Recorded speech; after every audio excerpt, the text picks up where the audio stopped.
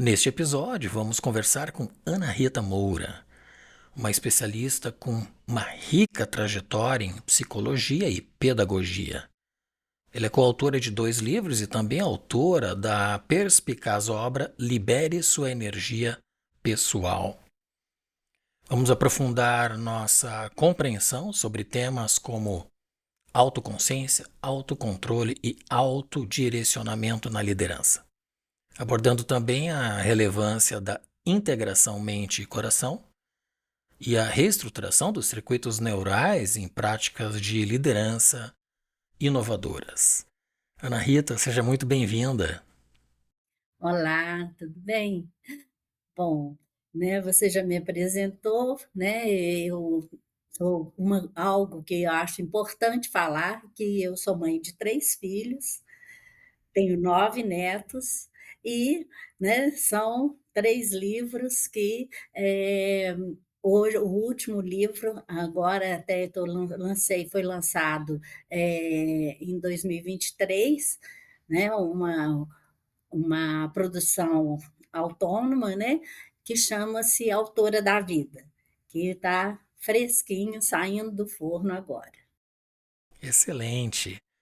Ana Rita, muito obrigado pela tua presença hoje no Powder Brand. É uma alegria te ter hoje conosco. Obrigada. Entrando no tema, a importância do autoconhecimento e da inteligência do coração são pilares para uma liderança eficaz. Pois eles são chave para uma sabedoria e força interior dos líderes. Qual é o seu entendimento sobre a inteligência do coração e como os líderes podem desenvolver essa autoconsciência, digamos assim, para fortalecer sua sabedoria e a força interior para a liderança? Bem, né, eu parto do princípio que o líder é um ser humano, né, e como tal ele nunca pode preterir o seu autodesenvolvimento. Então ele tem que estar sempre buscando se conhecer e buscando, eh arranjar uma forma de estar emocionalmente estável, né. Essa inteligência do coração, ela está constantemente, sendo provocada, né, no dia a dia, nos fatos que ocorrem. Então nós partimos sempre de uma premissa de que pensamento gera um sentimento, que a gente vai trabalhar isso, que vai gerar um comportamento. Por quê? Porque o pensamento sendo positivo, ele vai provocar um sentimento bom, um sentimento, que a pessoa, vai se sentir bem e vai produzir transmissores no próprio organismo, né, que vai gerar um comportamento adequado, certo? Pelo contrário, se você tiver com um pensamento negativo, de dor, de raiva, de medo, você vai produzir uma emoção negativa que vai produzir neurotransmissores que vão afetar seu comportamento, que vai, né, a noradrenalina, adrenalina, você vai provocar isso no seu corpo e, consequentemente, provocar um comportamento inadequado. O cortisol, ele provoca, Cortisol, é consequência dessa emoção negativa, né?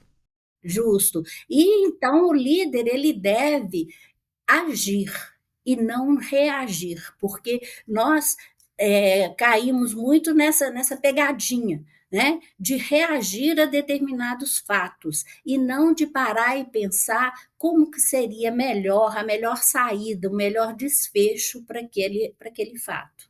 Tu mencionaste que não se pode preterir a evolução, a autoconhecimento.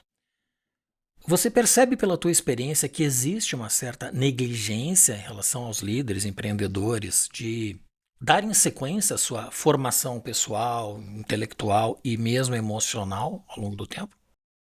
Sim, o que a gente vê que a gente né, dentro das empresas, o que mais a gente tem que trabalhar é fazer essa provocação. Fazer a provocação de que o líder ele tem que servir como um maestro, como um catalisador da equipe para buscar as competências dos seus liderados e incentivar com que os liderados produzam de uma forma adequada. E ele só consegue fazer isso se ele se conhecer, senão ele vai reagir a todas as situações que aconteçam. E abafar o liderado, né, tirar a autonomia do liderado. Ana Rita, tu mencionaste do teu livro mais recente, com o título Autora da Vida. Qual a origem e o que te motivou a escrever este livro mais recente? Certo, esse tem uma longa história. Esse livro ele começou como um e-book em 2017 e, ele tinha o nome de Aurora da Vida, certo? Então ele ficou veiculado, né, na internet como e-book Aurora com o nome Aurora da Vida. Só que, o ano passado eu resolvi a editá-lo, né, no papel. E quando eu cheguei e enviei para a editora o livro, a a editora me perguntou: "É Aurora ou autora da vida?". Aí eu falei, como tudo, né, se organiza do jeito que tem que ser, eu falei: "2 minutos para eu pensar". E, com certeza, virou autora da vida, que é a filosofia que eu luto para com que meus pacientes, as pessoas com que eu, lido nas empresas, façam, né, que é pegar a rédea da própria vida, de ser autor da sua vida. Inclusive, a foto da capa dele é uma fotografia minha, lá de Alter do Chão, certo? Porque acredito que nós mesmos é que temos que pegar a rédea da vida e cada um corrigir as suas dores, suas dificuldades, suas limitações, para fazer um mundo melhor, para agir profissionalmente de uma forma melhor. É a vida autêntica é aquela em que nós decidimos dar direção a ela, né? Que é esta autoria que tu mencionas. No teu outro livro, Libere Sua Energia Pessoal, você aborda a transformação da angústia existencial em energia motivacional e a responsabilidade de produzir abundância emocional para doar. Poderia compartilhar como os gestores podem aplicar estas ideias para transformar esta angústia em motivação e implementar a abundância emocional no ambiente corporativo? E se puder, alguns exemplos que tu já tenhas vivenciado. Pois é. Primeiro, a gente tem que partir, né, de que energia é energia. E a mesma energia que você gasta para ficar deprimido, para ficar com pensamentos repetitivos de incompetência, de dor, de frustração, você pode utilizar para modificar esses pensamentos e agir em prol de você mesmo e das pessoas que estão ao seu redor, né? Então voltamos lá naquela premissa: pensamento gera sentimento, que gera comportamento. Então nós temos a rédea na mão, a chave da transformação na nossa mão. Agora tem que ter a vontade. A pessoa tem que querer modificar, saber que do jeito que ela está, ela não vai bem, não está bem, certo? Eu costumo dizer: se você olha, o parâmetro é o seguinte: a minha vida está bem, parabéns para mim. Se a minha vida vai mal, eu não vou culpar o outro. Eu vou ver quais são os caminhos que eu estou buscando para ficar na depressão, na tristeza, na raiva, né? Então, assim, esse é o movimento: pegar a rédea da vida, né, ou ajudar ao outro a pegar essa rédea, né, transformando, buscando os pensamentos, a forma, porque parece até piegas, né, no momento que a gente fala: "Não, muda seu pensamento, pensa de uma forma positiva, vamos ver em que isso pode te levar", né. Todo problema, ele te traz uma solução, todo problema, ele já vem carregado de uma solução. A gente não deve ficar embarcado, afogado no problema. Porque se você fica só pensando no problema, você vai justamente ter uma emoção negativa e depois produzir, né, neurotransmissores como cortisol, que acaba com o seu corpo, a noradrenalina, a adrenalina, que te põe preparado para a luta o tempo todo. Então, essa equação, vamos dizer assim, é que vai fazer transformar a angústia existencial em energia motivacional e produtividade. Produtividade por quê? Porque no momento que eu tiver com uma energia positiva, eu estou secretando, né? Hormônios, neurohormônios, neurotransmissores que vão ajudar, como serotonina, ocitocina, que vão ajudar você a ter uma clareza da situação e agir positivamente. Tu mencionaste numa dos exemplos desta energia negativa, vamos chamar assim, a depressão. No entanto, o reflexo emocional ou o reflexo do sentimento da depressão, muitas vezes, tem uma origem desconhecida, inconsciente. E para transformar essa energia negativa em positiva, precisa se ter a consciência daquilo que está causando, como tu mencionaste. De que forma se chega à origem destas reações negativas que podem provocar ou que provocam a depressão, para então buscar a solução? Como é que se identifica a origem destes fatores causadores? Pois é, uma das coisas que a gente tem visto muito ultimamente com a neurociência, com a própria física quântica, que fala da questão da energia, é justamente isso, que você não precisa ficar, como Freud fazia, de ficar buscando a causa da causa. Certo? Né, então, assim, você pode primeiro que a gente fala de uma depressão aguda, né, a princípio, e não uma crônica. Uma crônica, é claro que a gente vai precisar de medicamento, de um acompanho psiquiátrico, né, de um psiquiatra, o acompanhamento, né, de um psiquiatra. Então, assim, eu estou falando do geral, o que que acontece? São estados depressivos, certo? E estados depressivos, são pessoas que estão com uma depressão ou uma tristeza ou uma improdutividade aguda, é ali, é do momento. Aconteceu algo que ela está deprimiu, desiludiu da vida, terminou um namoro, terminou um casamento, perdeu um emprego, aconteceu algo pontual na vida da pessoa. Então, é claro que é muito mais fácil de tratar do que uma depressão crônica, que vem de anos, que vem de, né, aí sim a gente vai ter que olhar a causa, pelo menos olhar para a causa, mas tratar com medicamento para a pessoa ter pelo menos um input para sair dessa depressão, certo? Então, aí a gente volta, porque a depressão ela é um desequilíbrio, na realidade, hormonal ou dos neurotransmissores, como a serotonina, que é o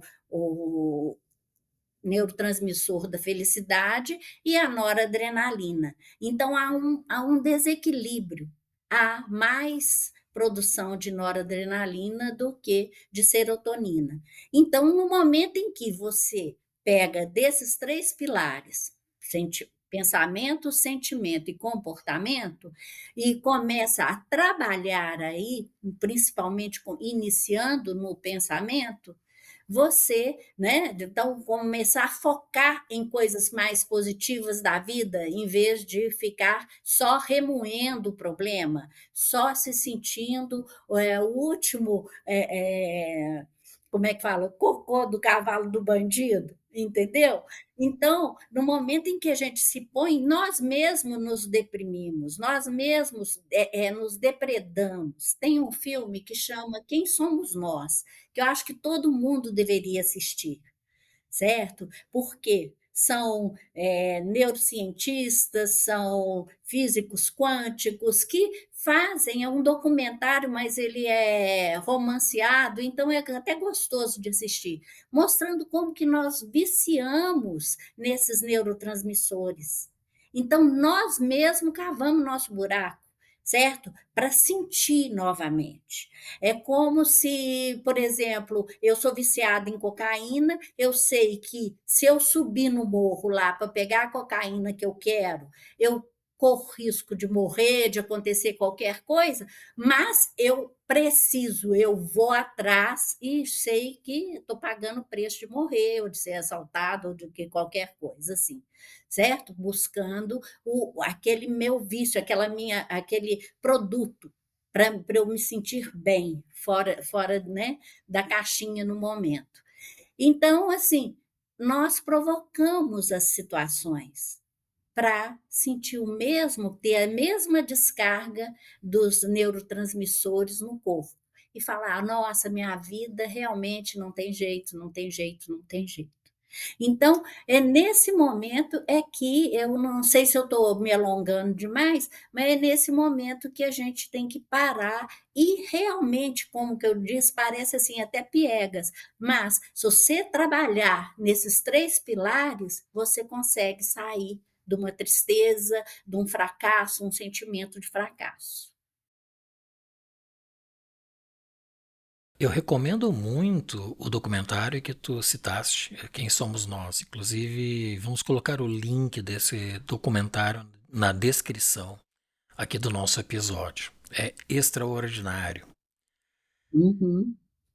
A autonomia e o autodirecionamento são aspectos vitais para o sucesso de uma equipe, onde a ação e a coragem muitas vezes superam a própria necessidade de um conhecimento completo do caminho a seguir.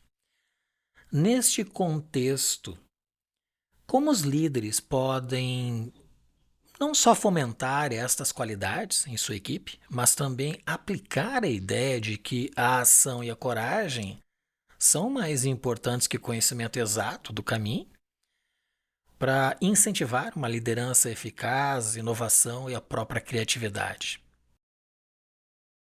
Bom, no meu livro, né, Trabalho em Equipe, que foi editado pelo Senac Nacional, esse aqui, eu chamo atenção para 2 pontos. Um é o uso de si e o outro é o vazio de normas. Então, o líder ele deve ter consciência desses 2 pontos. E o que, que é isso? Né? Trabalhar não é apenas uma simples submissão a processos, a execução estrita de uma tarefa, mas, antes de tudo, implica no uso do capital pessoal. Existe a subjetividade do sujeito. Então, o uso de si, ele não deve ser abafado durante, né, um trabalho. A pessoa deve estar propícia e liberta para utilizar a sua autonomia, né? Toda tarefa ela contém uma parte que ela é prescrita, ditada pela organização, e uma outra parte que se desenvolve na efetivação do trabalho, quando você está fazendo a coisa. Então, no momento em que você está fazendo, pode ocorrer uma queda de energia, um colega que faltou, uma máquina que quebrou. Então, o funcionário, o liderado, ele deve ter autonomia para fazer uso de si. Parar e pensar: como é o melhor? Qual que é a melhor solução? Como o meu líder agiria? Como o que que ele iria me, conduzir a fazer? E atuar, porque senão a pessoa fica se ela ficar só estrita ao que é submissa, né, às condições que foram passadas para ela, né, aquelas normas que foram passadas, ela não vai produzir, ela não vai resolver o problema no momento em que o líder não está, é ela que tem que tomar a decisão, né? E, por outro lado, o líder, por mais controlador que seja, ele deve, depois do fato ocorrido, ele deve parar e conversar com o seu liderado. O que, que é que fez você tomar esse caminho? Em vez de criticar e de abafar a tomada de decisão do liderado, do funcionário. Então, é só assim que as coisas são capazes de ter um final feliz, né? De conseguir fazer com que a tarefa seja cumprida da melhor forma possível. Que é a melhor, se fosse o líder ali no lugar, ele ia ter que agir também de uma forma diferente, sem ser da prescrição de como seria feita essa tarefa. Então, é a forma que pensar que todo sujeito tem a sua própria subjetividade, então ele tem toma as próprias decisões. O que não pode é ser abafado para ficar engessado lá naquela condição de execução daquela tarefa. Então é a forma com que eu vejo. Por experiência própria, empresarial, de algumas décadas, eu percebo que as equipes são um reflexo muito próximo daquilo que é o próprio líder. E com a mudança do comportamento destas novas gerações, eu percebo que existe uma valorização ainda maior à admiração do líder. Esta nova geração, a geração Y, que está iniciando a liderança, né? E a Alfa, que é a mais recente, que serão os novos entrantes, talentos no mercado de trabalho, tem uma forma de comportamento distinta das anteriores, da minha sobretudo, mas que valoriza muito a admiração daquele que está próximo a si, do seu grupo, da sua tribo. E o líder precisa refletir isso para que as pessoas, então, essa nova forma de se comportar esteja adequado a aquilo que eles pensam, aquilo que eles valorizam. Como é que está hoje no mercado de trabalho esta relação entre uma geração anterior, que está ainda na linha de comando, nas diretorias, e esta nova geração que está entrando com uma forma tão distinta de comportamento e atitudes em relação à sua própria carreira? O que eu sinto é o seguinte, que ainda existe muito conflito, que a nossa geração, né, mais antiga, a gente ainda precisa de um pouquinho mais de regra, exige, né, dos jovens um pouco mais de regra, de atuação dentro da caixinha, certo? E os jovens, por outro lado, eles são mais autônomos. E hoje são autônomos até, acho que assim, ao meu ver, até demais, né? Porque eles não aceitam cabresto, né? Não aceitam nada que seja muito engessado. Então, ainda existe um conflito, mas eu acredito que é aquilo que eu falei lá no início, que o líder ele tem que estar sempre se autodesenvolvendo e acompanhando as questões que nascem, né? hoje em dia, no justamente essa autonomia do jovem, essa rapidez de raciocínio, né, eu pelo menos, assim, eu tenho muita dificuldade ainda com a internet, com essas coisas todas, então, assim, preciso muitas vezes do jovem vir aqui me socorrer, e eu entender que, eu tenho que trabalhar comigo, que eles têm o tempo deles, eles são assim, o raciocínio é muito mais rápido nesse aspecto do que o meu.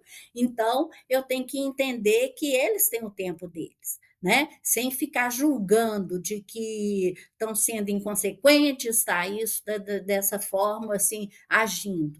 Então, eu vejo dessa forma, né, eu acho que nós, os mais adultos, precisamos passar alguns comportamentos mais, não vou dizer certos, mais, engessados talvez para os jovens e também buscar deles essa leveza, essa autonomia, então aprender com eles também essa leveza, essa autonomia para a relação não ficar muito doentia, né, muito de disputa, de quem manda, quem não manda, quem faz, quem não faz. A integração mente-coração, especialmente através da abordagem do HeartMath Institute, é uma ferramenta poderosa para melhorar a coerência emocional, mental e física na liderança. Poderia explicar brevemente a abordagem do HeartMath Institute e, em seguida, detalhar como líderes podem utilizar essa metodologia para aprimorar a coerência emocional e mental, fornecendo alguns exemplos concretos de como essa coerência se traduz em resultados tangíveis no ambiente de trabalho? O HeartMath Institute, ele foi criado em 1991. E eu tive, né, o prazer de quando era a época que eu fazia a universidade holística. Então, nessa época já se falava, da física quântica, já se falava desse poder do coração, né, de como que, o coração, ele é um cérebro, né, emocional. Foi em 95 eles editaram, um livro chamado HeartMath, A Solução HeartMath, certo? Que é um livro que, assim, é de cabeceira, me ajuda, por exemplo, com pacientes, com em empresas, no relacionamento, muito, porque mostra justamente essa inteligência do coração, que são emoções como admiração, beleza, cuidado, compaixão. Então, são todos esses sentimentos que ajudam o ser humano a se equilibrar na vida, certo? E, lá Saint-Exupéry já dizia, né: "Eis o meu segredo, um segredo muito simples, só se pode ver bem com o coração. O essencial é invisível aos olhos", né. Então, mostrar que nós, na vida, a gente tem que primeiro enxergar com o coração, enxergar com bons sentimentos, que a gente pode transmutar várias situações com isso. Então, e ne a medi o nesse livro também do HeartMath Institute, ele mostra que a medicina chinesa, então ele põe várias pontuações que vão te justificando isso, certo? Que a medicina tradicional chinesa vê o coração como sede de ligação entre a mente e o corpo, formando uma ponte entre os dois. Então, o coração novamente está aí aparecendo como um ator importante na vida da gente, não só para bombear o sangue, né, para nos fazer viver, para a vida em si do corpo, mas para o emocional também, para a nossa atuação comportamental, certo? Depois, no livro também eles citam que no transplante de coração ou no implante de coração, são cortados nervos que te ligam ao cérebro, cérebro na cabeça. E os médicos até hoje não conseguem refazer essa ligação, não fazem. Mas, desde que puseram o coração no corpo da pessoa, ligado com as outras coisas, e esse coração começa a bater, ele automaticamente, como um autônomo, né, como seu sistema nervoso pessoal, o coração, ele bate para o resto da vida. E o coração também, isso é uma outra coisa, né, uma incógnita, mas ao mesmo tempo mostrando que é um cérebro particular, ele tem autonomia para se comandar, né. E outro ponto também que mostra é que, eh, o cérebro, o coração é um cérebro, tanto é um cérebro que ele afeta o sistema límbico que está no cérebro, certo? A amígdala, o córtex, o tálamo, ele afeta, transforma, né? Esse manda mensagens e o cérebro obedece. Ou seja, por exemplo, com a hipnose, né, a gente trabalhando com hipnose, a amígdala, não é essa amígdala da garganta não, a amígdala do sistema límbico. Ela é o órgão, né, que, guarda as memórias emocionais. Então, na hipnose, a gente consegue limpar a memória emocional, sendo que a racional continua. Certo? Como? Eu fui assaltada por um carro vermelho. Quando eu vejo um carro vermelho, eu tenho uma descarga de adrenalina. Através da hipnose, eu consigo desligar isso. O carro vermelho, a descarga de adrenalina, mas eu continuo sabendo que eu fui assaltada. Percebe? Então a diferença o que que faz? Então olha só, se o coração consegue, quando eu penso, a gente tem vários exercícios que a gente fala, respira com o coração, né? Vai colocando a pessoa em alfa, né? E aí vai descendo, né? Até eu colocar no transe hipnótico, é, você consegue limpar a amígdala, certo? Então você parte do coração e não da razão para limpar essa amígdala. Então ela afeta e a amígdala aceita, entendeu? Manda o comando e o comando é respondido com a tranquilidade da pessoa que limpou realmente a né, a memória emocional. Então são coisas que vão provando para a gente da força do coração, de como o coração ele é importante na nossa vida mental também e emocional.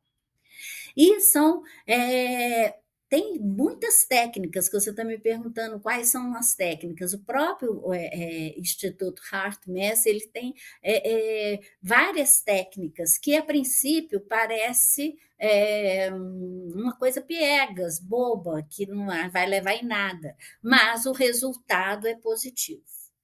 Certo? Eu até separei algumas técnicas aqui que eu posso até depois passar, né? Porque são vários comandos, aqueles comandos que eu pus lá no livro, né? Libere sua energia pessoal, que é uma técnica do HeartMath de limpar, de levar a pessoa à tranquilidade, a imaginar algo que ela veja com admiração. Então, tudo que é assim, muitas vezes a gente para e pensa, indicações que as nossas mães faziam, que os nossos avós faziam em termos de acalmar, respirar. Então, a respiração, a meditação, o yoga, o sono, então, todas essas coisas fazem com que você se reabasteça de energia para ter tranquilidade. Certo? Então, o que que o líder poderia fazer nas suas lá dentro da empresa, né. Hoje existe ginástica laboral, né. Dentro da ginástica laboral podia ter um momento de ioga, podia ter a meditação também, que a princípio as pessoas acham assim: "Ah, que bobagem, não vai dar em nada". Experimenta para ver, né. Experimenta que você vai ver o quanto que você vai ter uma vida mais tranquila, mais saudável. Certo? Então, é a forma, né, porque eu acho que, assim, fica muito difícil de dar receita, sabe? Faça isso, faça aquilo. Mas busque entender o quanto que a respiração, ela é muito importante na vida emocional, porque quando a gente está ansioso, a gente respira curtinho. Agora, quando a gente está mais tranquilo, inspira e expira. Então, assim, a medicina, né, a ayurveda, a indiana, a chinesa, ela é muito sábia em mostrar para gente, né, como acalmar o corpo para ter uma produtividade melhor. E as culturas orientais têm muito mais desenvolvimento sobre estas técnicas holísticas e não tão próximas da nossa cultura ocidental. Um bom exemplo também é que na década de 80, no Japão, surgiu uma, uma nova tendência adotada por médicos e que geraram estudos a partir dali, depois práticas, que é o Bath Forest, que é o banho na floresta. E existe um livro especificamente sobre isso, de um dos precursores desta técnica e que torna essa imersão na floresta, essa conexão com a natureza, abstendo-se do ambiente cosmopolita, do trabalho e tudo mais, reflete em várias questões identificadas fisicamente, como alteração da pressão sanguínea, batimentos cardíacos, sem contar os aspectos emocionais, depressão e outras variáveis. E, inclusive, eles executaram alguns exames de sangue que também tiveram alterações interessantes a partir das experiências que as pessoas tiveram com essa imersão na floresta. Eu vou colocar o link deste livro também na descrição do nosso episódio. É muito interessante para as pessoas que têm curiosidade ou interesse de se aprofundar nesse tema. Sim.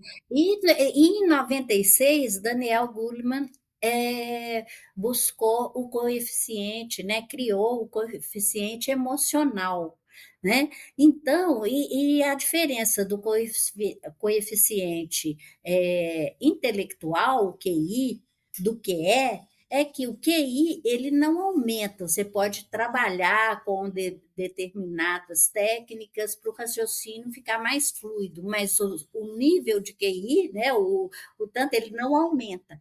Ao contrário, o que é, à medida que você vai se autotrabalhando ou trabalhando com determinadas técnicas, ele aumenta. Então, à medida é o que o líder tem que trabalhar sempre, né, no autoconhecimento e no seu nível de coeficiente emocional, né, para não ficar reagindo e sim agindo de acordo com o fato adequado.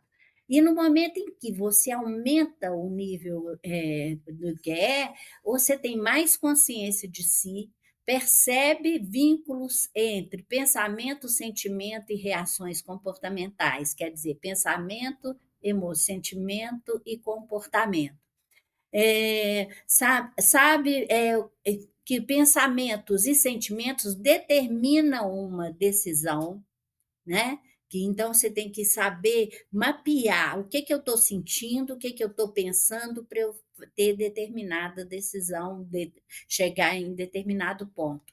E ele faz com escolhas também, te clareia qual que é a melhor escolha, qual que é o melhor caminho para eu tomar agora, sem deixar com que os problemas, as dificuldades, as coisas, assim, te tirem do sério, né, saia, apague o racional. Então, no momento em que você tem a clareza do que você está sentindo, você faz melhores escolhas.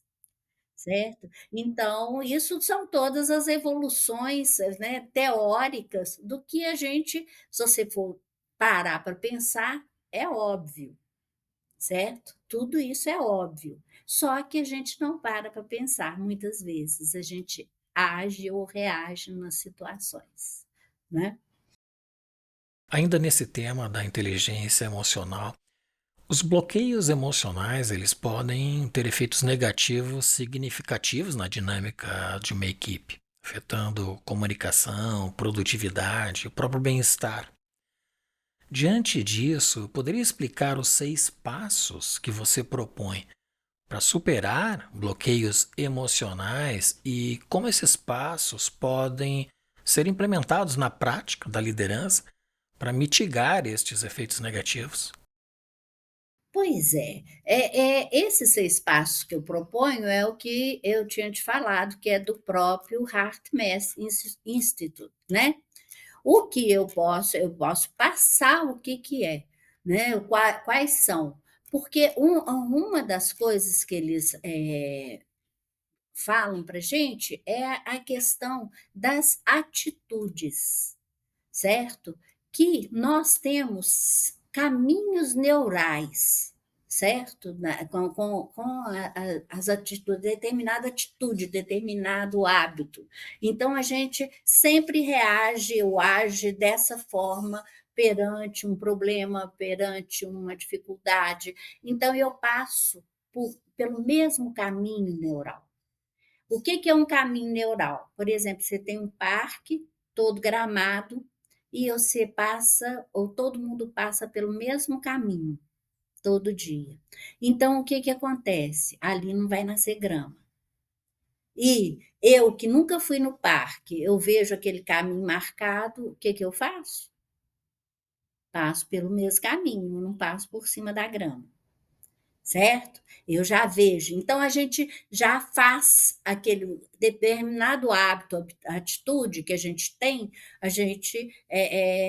que, acaba passando sem pensar, você passa, você faz o mesmo caminho todo dia. Ou seja, dá a mesma resposta para o mesmo problema. Certo? Em vez de buscar sair do problema, ver enxergar o problema de fora e fala: "Qual que é a melhor solução? Por onde eu posso passar de forma diferente?", porque aquele eu já vi que não vai dar certo, que é aquilo, é o costume, percebe? Então, o que que é que esses 6 passos levam? A você primeiro sair do problema, né. Já tem aquele dito lá antigo, que se alguém descobriu a água, com certeza não foi o peixe, né. Porque se você está envolvido demais com determinado problema, você acaba, tomando atitudes iguais e não consegue ver, enxergar outra solução para aquele problema.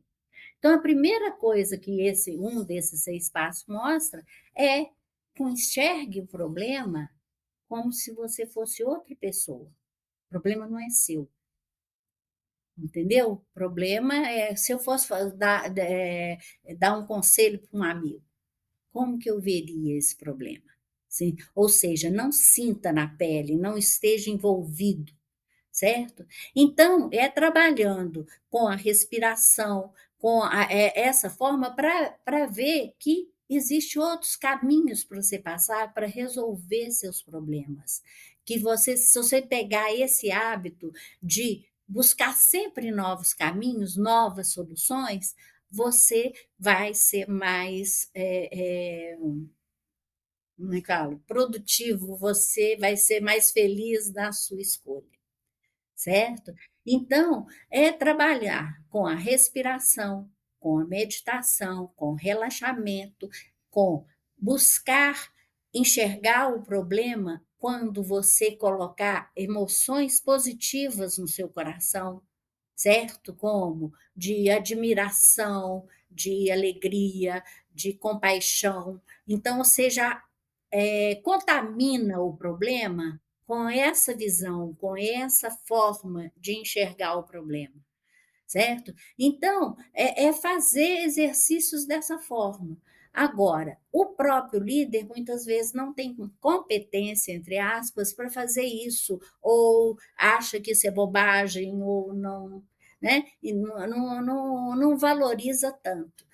Aí seria talvez o RH da empresa, alguém que viesse para fazer esse tipo de trabalho, né, na sua equipe. Assim, porque a pessoa, nós somos maleáveis, permeáveis. Então, no momento em que você vivencia profundamente algo, cria um novo hábito, cria uma nova atitude, uma nova forma de enxergar, você começa a andar por outros caminhos. Você sai daquele círculo vicioso que é aquela trilha, aquele círculo neural. Você consegue, através de técnicas, aí entra neurociência, entra biodança, entra conhecimentos de todo lado, né? Hoje, a física quântica mostra o quanto que nosso pensamento e sentimento coerente cria a nossa realidade, certo? Então, são coisas que é por aí. Não tem como, não tem assim regra de bolo, né? Assim, receita de bolo para o líder fazer. Tem essa clareza de que os caminhos neurais podem mudar. Então, as atitudes podem mudar também. A dinâmica e os exercícios que tu praticaste com essas equipes são uma forma de reestruturação destes circuitos neurais, né? Evoluindo sempre para a melhor versão. Muito bom. Verdade. Excelente. Ana Rita, chegamos agora no Pinga Fogo. São 3 perguntas que eu faço a todos os convidados. Primeira, quais são as virtudes do empreendedor de sucesso? Bom, o empreendedor de sucesso, ele primeiro, no meu ponto de vista, né, ele tem que sonhar. Ele tem que ter um objetivo maior, algo que o impulsione para, para esse caminho de empreendedorismo, né? Empreendedorismo, ele em si, ele já é um pouco, né, ameaçador, porque você tem que pôr energia, dinheiro, várias coisas para chegar num ponto. Então, ele tem que ser impulsionado por um sonho. Depois, ele tem que decidir comprar esse sonho, né? Chegar e falar: não, eu vou, que vai dar certo, né? E planejar um melhor caminho, né? E depois agir.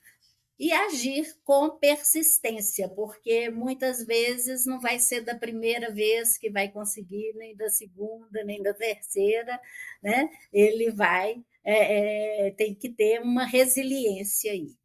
E eu acredito que o empreendedor que tem persistência e resiliência, ele é o que vai ter sucesso. O que diferencia os sonhadores dos fazedores? Bom, esse daí é interessante. Por quê? O fazedor faz muito por prazer, no meu ponto de vista, né? Eu vejo assim por mim. Adoro uma vassoura e a varrer, né? Se deixasse, eu varria o mundo inteiro, né? Por prazer de ver limpo, de ver feito, né? E o sonhador, ele, ele é mais, vamos dizer o quê?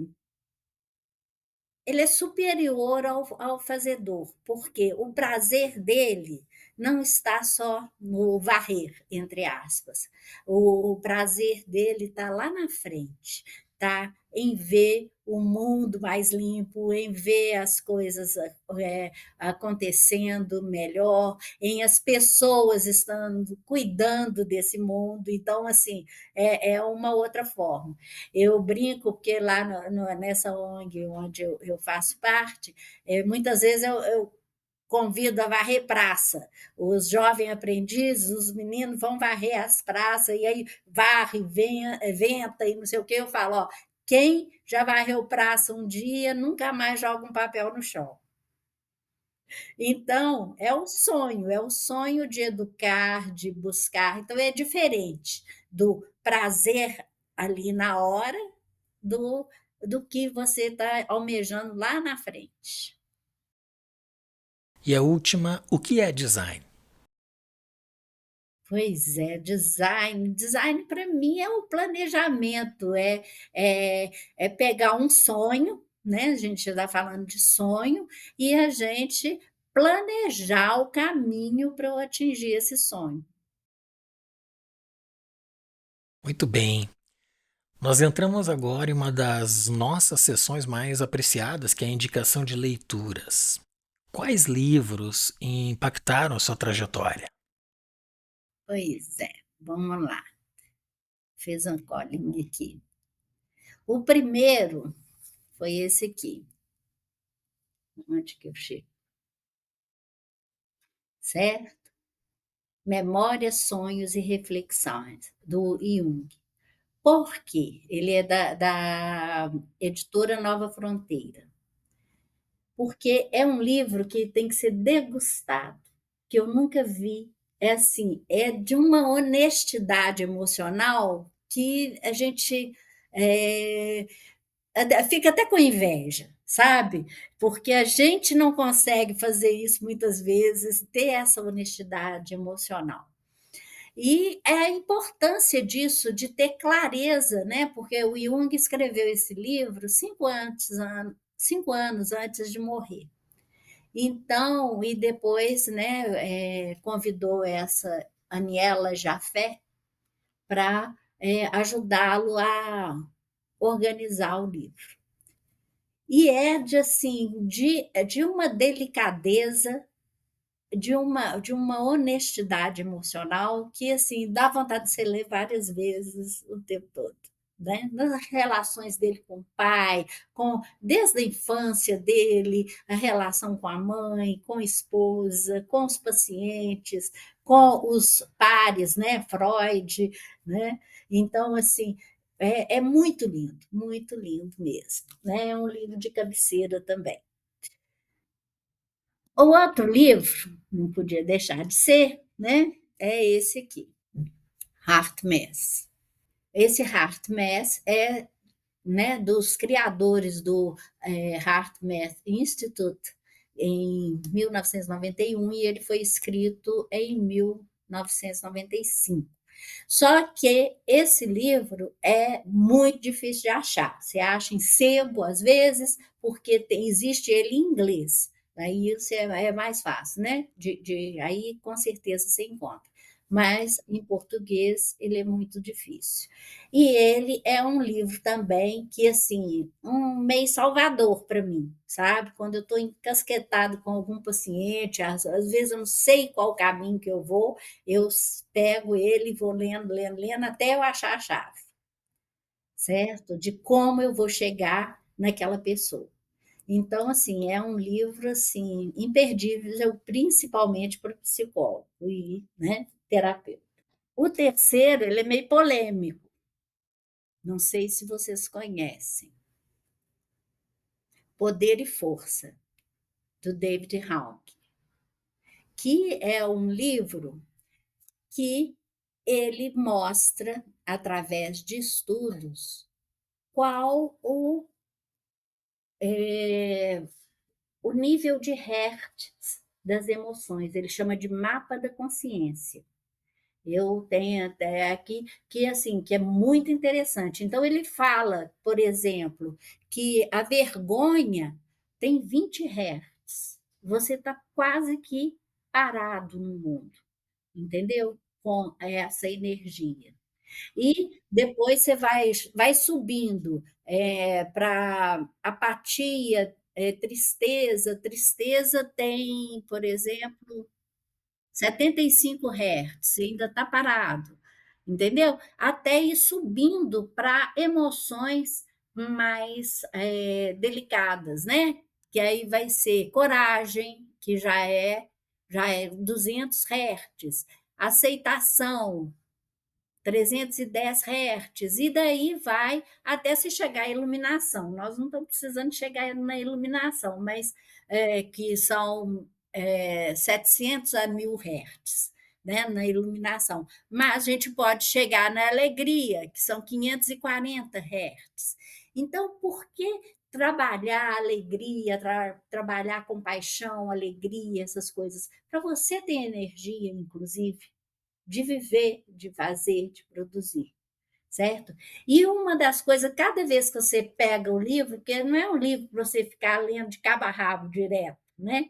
Você pega ali para procurar uma situação. E ontem à noite eu fui procurar uma situação interessante nele, e olha o que ele fala: a questão do vício.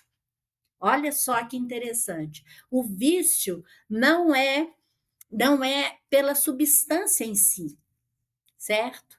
Mas você utiliza, por exemplo, o álcool, ou a maconha, ou a cocaína, para você subir de nível. Então, você tem a experiência, olha a sabedoria desse cara, né? PhD e tudo, mas você tem a experiência de até a iluminação, né? No momento que você usa um psicotrópico, né? Uma cocaína ou o que for. Então, você tem a vivência de um nível, em termos de hertz, de iluminação. Só que você está lá na tristeza, você está lá na apatia, entendeu? Você está lá embaixo. Então você utiliza essa vivência, e é essa vivência que você quer. Não é a matéria, como é que chama? O psicotrópico em si, mas a vivência que você vicia na vivência. Excelente. E para facilitar o acesso de todos, nós disponibilizamos os links destes livros diretamente na descrição. Além disso, eu convido todos a explorarem a nossa seção livro no site podbrand.design. Lá nós reunimos uma curadoria com mais de 250 livros recomendados por nossos convidados. Não deixem de conferir, o link também se encontra na descrição, inclusive os livros de autoria e coautoria da Ana Rita. Excelente a lista de indicações, muito bom. Fiquei muito curioso. Curiosidade intelectual, aquela que ativa, né, o desejo, a vontade de ir atrás do conhecimento. E eu sou entusiasta do conhecimento, certamente eu vou atrás disso. Uhum, que bom. Indo para o final, eu trago ainda a pergunta da Luciana Mitri, que é idealizadora do programa Inspirando Mulheres Empreendedoras e que esteve recentemente no Podbrand. Ela formulou esta questão sem ter ideia de que seria você a próxima convidada e que me causou uma certa surpresa. Quando você pensa em empreendedorismo, quando se fala do empreendedor, você pensa num homem ou numa mulher? Eu penso numa mulher, porque eu me ponho no lugar, né? Para ser honesta, eu não me acho empreendedora. Eu acho que eu sou mais sonhadora do que empreendedora, certo? Eu vivo muito assim no meu cantinho, né? Né? Mineira, você já viu, né? E se você pudesse fazer uma única pergunta ao nosso próximo convidado, qual seria? Pois é, pensei muito nisso, né?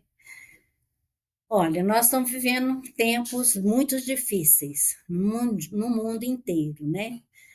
E eu perguntaria como você tem lidado com as inversões de valores mundiais. Muito bom. Requer muita reflexão, Sim, profunda introspecção. para chegar a uma conclusão sensata, né? Realmente o mundo tá muito transformado. Muito, muito doido, né? Muito, muito doido. Muito bem, Ana Rita, foi um privilégio enorme tê-la hoje conosco no Pod Brand, teus Eu insights que sobre, agradeço. sobre liderança, transformação emocional são verdadeiramente valiosos. Eu te agradeço muito por compartilhar tua expertise conosco, enriquecendo nossa compreensão sobre a grande disciplina da liderança.